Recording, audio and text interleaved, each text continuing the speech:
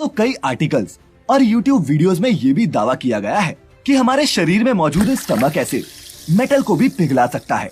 जी हाँ दोस्तों, हमारे शरीर में भी हाइड्रोक्लोरिक एसिड मौजूद होता है और एसिड को नापने के लिए पीएच स्केल का इस्तेमाल किया जाता है, जिस पर 0 से 14 तक नंबर होते हैं। 0 पीएच लेवल स्ट्रॉन्ग एसिड होता है जो मेटल को भी पिघला सकता है, वहीं 14 नंबर एल्कलाइन को रिप्रेजेंट करता है, यानी कि नॉन एसिडिक। दोस्तों, हमारे शरीर में मौजूद हाइड्रोक्लोरिक एसिड का लेवल पीच स्केल पर 1 से 3 के बीच होता है। वहीं बैटरी एसिड जो मेटल को पूरी तरह पिघला देती है, उसका पीएच 0 होता है। यानी कि ये बात सच है कि हमारे शरीर में मौजूद हाइड्रोक्लोरिक एसिड बहुत पावरफुल होता है, पर दोस्तों इसमें इतनी ताकत नहीं होती कि वो पूरी तरह से मेटल को पिघला सके। और हमारे पेट में मौजूद ये एसिड सिर्फ लेस एक्टिव मेटल्स जैसे कि मैग्नीशियम और जिंक को ही पिघला सकता है, बाकी मेटल्स को केवल डैमेज कर सकता है।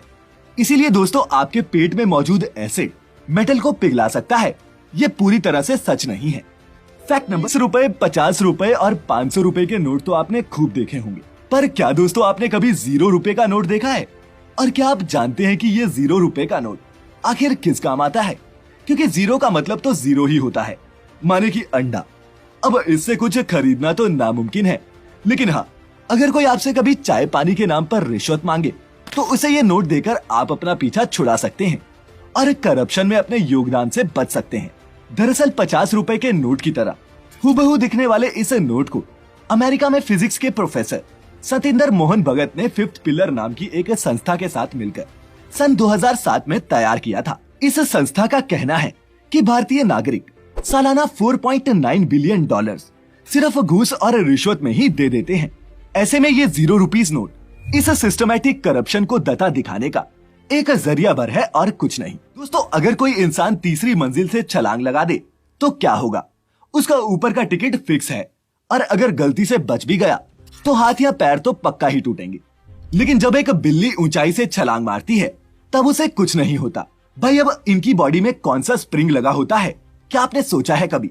अगर नहीं सोचा तो बता दूं कि बिल्ली की बॉडी कुछ इस तरह से बनी होती है कि वो ऊंचाई से गिरने के बाद भी सरवाइव कर जाती है। ऐसा बिल्ली के वजन की वजह से ही होता है। बिल्ली अपने वजन के मुकाबले ज्यादा बड़े सरफेस एरिया पर गिरती है, जिससे फोर्स कम हो जाती है और बिल्ली जमीन को टच करने के बाद किसी स्प्रिंग की तरह अपने पैरों पर खड़ी हो जाती है ना दिलचस्प? तो चलिए फैक्टिफाइड में आज अब आपको हिस्ट्री के सफर पर लेकर चलते हैं। डोंट वरी, मैं आपको पानीपत की लड़ाई के बारे में नहीं बताने वाला, ना ही मुगलों के किस्से सुनाने वाला हूँ, बल्कि मैं तो आपको बताने वाला हूँ रेसलर प्रिंसेस खुतलन के बारे में, जिसके सामने इतिहास के बड़े से बड़े योद्धा नहीं टिक पाए। जहाँ एक तरफ दूसरी राजकुमारियां सजने संवरने में वक्त गुजार देती थी, वहीं खुतलन ने अपना पूरा बचपन कुश्ती करने में गुजार दिया। राजकुमारी जवान हुई तो माता पिता को उसकी शादी की चिंता सताने लगी, लेकिन खुतलन की शर्त थी कि जो लड़का उसे कुश्ती में हरा देगा वो उसी से शादी करेगी, और अगर कोई योद्धा उससे हार गया तो उसे अपने 100 जंगी घोड़े खुतलन को देने होंगे।